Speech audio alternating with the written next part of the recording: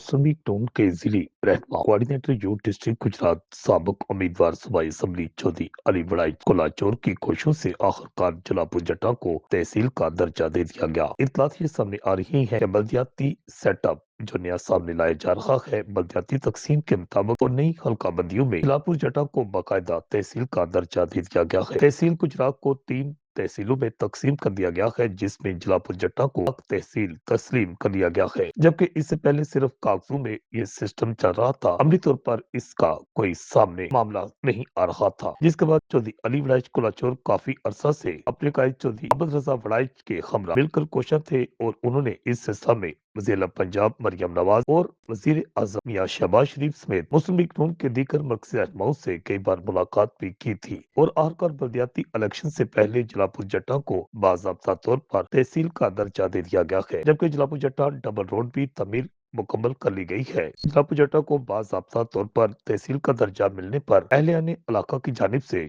चौधरी अली वड़ाइच कुलाचोर को खुसूसी तौर पर खराज तहसीन पेश किया गया है। चौधरी अली वड़ाइच कुलाचोर ने गुज़श्ता दिनों साबिक एमएनए चौधरी आब रजा कोटला और मौजूदा एमएनए मुस्लिम लीग नून चौधरी नसीर अब्बास सिद्धू के हमरा लाहौर में अहम शख्सियात से मुलाकातें की थी और इस सिलसिले में जलापुर जटा और गिरदरवा के जो इलाके हैं उनके मसाइल बयान किए, जिसके बाद वज़ीर पंजाब मरियम नवाज की जानिब से जलापुर जटा के लिए खसूसी तौर पर मजीद फंड्स का अजरा भी इम्कान है, जबकि गुजरात से जलापुर जटा रोड जो है वो भी चौधरी अली वड़ाइच कुलाचोर की जानिब से ग्रीन इलेक्ट्रिक बसों के लिए खसूसी तौर पर मंजूर करवाया गया है। रिपोर्ट आकाश नियाजी गुजरात।